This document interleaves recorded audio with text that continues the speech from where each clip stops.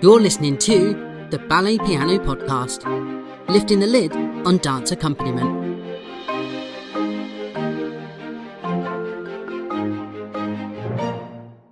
Hello, listeners, and welcome to this episode of the Ballet Piano Podcast. My name is Chris Hobson, and around the table with me is the full team. It's Akiko Hobson. Hello. Matt Gregory. Hello, listeners and viewers. And possibly one of my favourite people in the world, David Yeo. Hello, everybody. Hello. Right, this episode we are talking about playing for ballet variations, how you play for a ballet variation, how you prepare for it, how you practice it, and how you do it in the studio, and then also what teachers expect. So I think based on our experience, we're going to particularly focus on sort of how you do this in a school or a local school or a vocational school. We're not going to sort of get into the company level because with companies, tempos are set, choreography set, and you are provided with the right music. But if you work in a vocational school or you're a jobbing pianist somewhere or you are going from here to there and you're working at many different places, you are not given that luxury that you have as a company pianist. So how does it all start? Well, for me, it's conversation with the teacher at the start. 100%. Yeah. If you know that you're going to be playing for a variation class, wherever you work, you go, first question, speak to the teacher. What is it? What's the variation? Which version? And then you Yes. say, which version? Yes. Because I think we've referenced this in previous episodes, but there are hundreds and hundreds of different versions of Swan Lake, Yeah. Sleeping Beauty, Nutcracker. And each have their own tempos, each have different cuts, and some will have extra music added in, or some ballets even have different variations borrowed from other ballets that Lots are of times. interpolated into that. gosh. You know, just because something was originally written by Tchaikovsky in Sleeping Beauty doesn't mean it can't be shoved into Nutcracker. All these things happen. So you've got to. I think the basic sort of like checklist, if you like, at the start is speak with the teacher or speak with whoever's booking you. What is the variation? Which version is it? And then get the music. And then for that, I would start with a YouTube search. Yeah, I was going to say. I'd go, I mean, it's we're so better lucky these if the days. teacher can send the YouTube link. They're teaching. if the teacher can, yeah, then that's the great. best. But if not, you can go onto YouTube, as we reference YouTube so much in the 2024 season, but it's there and it's a wealth of knowledge and inspiration. So you've got to use it. But you can watch 6 or 7 or 8 different principals from the Royal Ballet do the same variation, and you can get a rough idea from that. But and then if you're playing for the workshop for 11 years old, and then watching on YouTube Maria Elena Nunes dancing the same variation, you cannot expect to play that speed. Yeah. So you have to take it into consideration whether they're on the point shoes or not, or their experience that you might have to change the speed. And sometimes at vocational schools especially, or schools that record their own works, they'll have recordings of, let's say, obscure solos or something that they haven't, it's not on, maybe not on YouTube. Yeah. And that might be another resource if you want to ask your school, do you have that recording of that music to help you? I think visual recordings are the perfect way to go, aren't they? Yeah. Certainly as a starting point. Yes. That's where you go. And obviously that each dancer is going to have their own tempo requirements, which we will all accommodate, to a certain degree. When does it get beyond for you guys? When we were, teachers are asking things to be slowed down so much that you almost lose the tune. What do you do? I had a situation about this a long time ago in a place that I used to work in. Listeners, Google search it. I've worked in a couple of places and pick one of those and throw a dart in the wall. And it was a dancer dancing the 5/4. Is it Sapphire, Sleeping Beauty? Not the BRB version, not Bentley's version, the male, but it's the female version. And they said, she can't do it this quickly. It needs to be slower. So you accommodate that to a certain degree, but it was almost like an adagio. It was dun dun da da dun dun dun da da. So this girl could achieve, and I spoke up after the class, obviously I wasn't going to upset the dancer, but I said, if that's how she's going to do this and she's going to be marked on that by a committee of outside professionals, they're going to go, why is she dancing it at half speed? That's it. This is not the right solo for her. I think that for me was a step too far. I was like, you're ruining music for this. Yeah. That's not, I'm like, if you want to pull something out to add in the extra pirouette or whatever at the end of a solo and things like that, or, to get the double soda basque and things like that, that's great. But not to the complete detriment and ruinous, it's not even a word, ruinous of music. Totally agree with you. I mean, you have to learn how to actually adapt as a dancer. Yeah. So it's important that you actually keep the essence of the feeling of the music as a basis from which you actually then craft what you're doing. Yeah. And because technique has evolved and become so much stronger these days, everybody's doing 3s and 4s and what have you, pirouettes and what have you, and jumping higher and everything.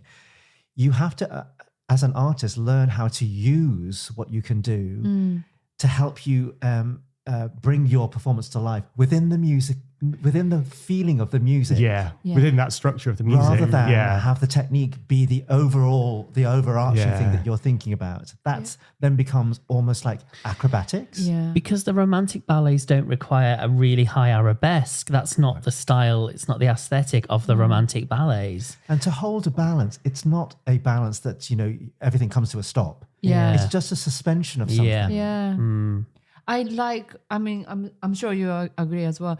I like the teacher who say to the student, this is the speed I want, so dance. And half of the teacher I played in my life, they look at the dancer students and then start to slow me down or speed up. Yeah. And I don't think it should come that way. I think the teacher has to say, this is the speed I want, so make it happen. Or maybe you reduce one pirouette, whatever. But you can't just speed down or speed up as you go along, and every time it's different, because we can't do this. Yeah. And an orchestra couldn't do that, could they? No. So that's what we have to teach the students, is that you have to think about how you're going to work with an orchestra if you're lucky enough to be in a company. And if you want more time, then you've got to pinch it from somewhere else, in terms of your preparation earlier, or anticipating something else, so that you can do your 3 or 4 pirouettes, whatever it is. It's so funny, like sometimes like students have their own recording and like CD, and when they dance with their CD, they get on with it. But when they have a pianist, they suddenly become, can you slow down here? Can you speed up here? And it just become like very impossible sometimes. Yeah. But my experience of playing variations is with the lovely Anita Young. And she doesn't believe in YouTube because she's danced all these ballets. Yeah. And she's got so much context and so much history. And she'll say about the breadcrumb fairy that it's supposed to sound like dropping breadcrumbs. And she's got all that information, which is the reason why the music is written that way. And it was choreographed to the music at that tempo back then. And she's music first. Yes. And the technique and choreography fit on the music, come hell or high water sort of thing, Totally. And she knows she can sing anything. She is epic. Music is the lifeblood of what we do in this art form, and so I'm so going to buy you a T-shirt with that on it. Music is the lifeblood of dancing. Jonathan does a wonderful impression. I won't do it on the podcast. Will you do it on Instagram if people follow us at Ballet Piano Podcast? 100%. Okay, there you go.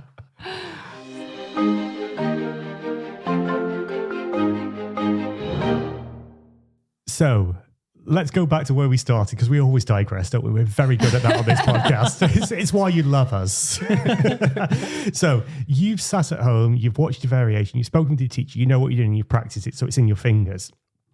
But then you get into the studio, and that's when it can get tricky sometimes, because dancers are different shapes. And as much as we said earlier on in the app that, this is the tempo it is, we're all artists and we're all musicians. So what is the perfect tempo on a Tuesday evening isn't the perfect tempo on a Friday evening or for a Saturday matinee. So you've got to be adaptable. And I think even more so, like David's mentioned a lot this season about, like we've talked a lot about eye contact and looking up and being out there. If you are playing a variation, you've got to, like any accompanist, you cannot have your head buried in a score and go, this is how it is from start to finish. You've got to have at least one eye, if not both eyes. Yeah. On what you're accompanying, because it's not a variation isn't a ballet class. It's, like ballet class, we can all have fun, we can mess about, we can do all sorts of amazing stuff. But in a variations class, it's like, it's getting serious, isn't it? S is getting serious here. So, and this is, students and dancers are crafting what they're going to do on the stage, or they're learning, the fundamental building blocks of their career. So you've got to watch them, because not everybody will jump at the same speed. So, and then it's like, I suppose, I don't know, the biggest question for me, David, actually is who leads that? Because some teachers would say, follow the dancer. Yeah. And other teachers say, don't. And that I struggle with that sometimes, because I don't know. And maybe that's a conversation I should have before working with different ballet masters and I think teachers. that's a really good idea to do that. To have that conversation beforehand. And also really, I mean, when you're learning something, like, I'm sure it's the same thing, when you're learning a new piece, you have to go slower, don't you? To learn the actual technical parts of it. And the more you practice it, the more proficient you get, and then the faster you can get. So in terms of learning a solo, it's exactly the same thing. And even though someone is very, very tall and they have long legs and they might naturally, move slower than somebody else, by the time you've actually simulated the actual choreography, they can go a lot faster. So I think I agree with you. Have that conversation beforehand with the teacher, and they'll probably be able to fill you in on how to go about it. It's like, do you want? I mean, and I don't mean ruin the music particularly, but I mean accommodate slightly if somebody's a tall dancer and they're jumping 12, 13 feet into the air, or if you've got a slightly smaller dancer who doesn't have that quite same elevation, do you want to stay? Just give a slight little bit of extra time for literally the physique of the dancer. It's not his interpretation, it's the physique of the dancer, isn't it? Yeah. So it's within reason, isn't it, really? Yeah, and also how much they have already rehearsed. Absolutely. And actually, when some ballets were created, let's say that the ballerina was a shorter ballerina, and of course the choreography made at that time was she was a fast mover. She had neat, fast footwork. Fast forward to 2024, and you've got a tall ballerina doing that. It's not going to be the same. No, is it? it's not. So there's those, the physical allowances. It's a funny one. Again, I think variations for me is a minefield. Oh, right. And then, I know in the past when I've worked in vocational schools, you can have pianists who will write down exactly what the metronome marks are for things, and then they'll say, slow down at this bit for this dancer and this bit for this dancer. And I do agree with that to a certain extent. But if you've got 16 or 17 people doing the same variation, I can't do that. Yeah. Does anybody think that it's a bit trickier to play for girls' variations than boys' variation? Yes. Because I do find it, I find boys' variation a lot more easier to predict the speed than the girls' variation. That's interesting. Why is that, Akiko? I don't know, but first of all, I think girls' variation tend to be longer and have many speed change. And also, it's something to do with point shoes or fete or something, balance or something, pose. And there's lots of like that happening in the girls' variation more than boys' variation. Boys' variation tend to be more straightforward. Right. I suppose it's a sweeping sort of generalization. Male variations are either a big waltz or a big sort of march style. I know these very, but as a generalization, that's your male variations, and you've got the quick two. Like if you look at all the Paquita variations for the women, most of them are 2/4, right? And they're quick. They're quick. But I was thinking when you were saying about tempo earlier, and it's the tempo it's choreographed and the learning tempo. I find that some people around the world can get stuck on learning tempos and forget that. So then, so your cohort of dancers will get good at this particular tempo, and then that's it, and then that's the tempo. It's like, that's not the tempo. That's at least 30% under where it should be. Yeah. And then sometimes teachers can forget that actually, no, it needs to kick up the backside. Yeah, that's the teacher's job then. To move it on. to get up to where it nearer where it should be. Yeah. Because then people know it in the bodies, and I'm guessing dancers get comfortable with that in the body. You don't want to be too comfortable. That is the voice of experience. That's another t-shirt that you don't want to be too comfortable. The other thing that I really would like to ballet teachers to tell to the student is that, you got to be on the music, because when we can adjust for them by looking at them, and we go slower and they go slower and we go, and it's just not good. So they, no matter what, they had to do their very best to be on the music. Yeah. And if something happens, we have to adjust. Yes. And actually, this is slightly going off from variation onto repertoire. But for example, fight scene in Romeo and Juliet, the tempo is so specific because it's supposed to sound like a fight, like a sword fight. Yeah. And if that's slowed down, it's not going to sound like a sword fight anymore. Yeah. So, music is at a specific tempo for a reason from when it was composed. Yes. And I guess that's the same with variation. If it's supposed to be something sprightly and it's slowed down to accommodate whatever, it's not going to sound or look sprightly anymore. Yeah. Totally. I always remember my music director at Northern Ballet Theatre, as it was, John Price Jones, saying to me, and it was a ballet that we were doing by a film composer who'd written the music, and he said, we have to respect the music even if we don't like it. He's like, we can make adjustments through this, but we have to respect the composer's wishes, be it Tchaikovsky or Stephen Warbeck. We have to have the respect for the composer in this. And I think I've always tried to keep that in my sort of, I don't know, professional life. I was like, I will do what I can to micro adjust for you, but I will, I have to respect the composer. Yeah. And that's it's him or her music that you are dancing to. It's their music you are dancing to. So you have to respect it, I think. It's very good. I think so. Anyway, listen, listeners, on that note, we're going to stop now because I can hear Hazel crying in the room next door. This is my face as well. Yes. So we're going to bring it to a close. It was a good point to close. So join us next time. Don't forget to follow us on the socials at Ballet Piano Podcast. Email us at balletpianopodcast@gmail.com, or even take a look at our website at balletpianopodcast.com. So until next time, it is goodbye from me. Bye-bye. Goodbye. Bye, everyone.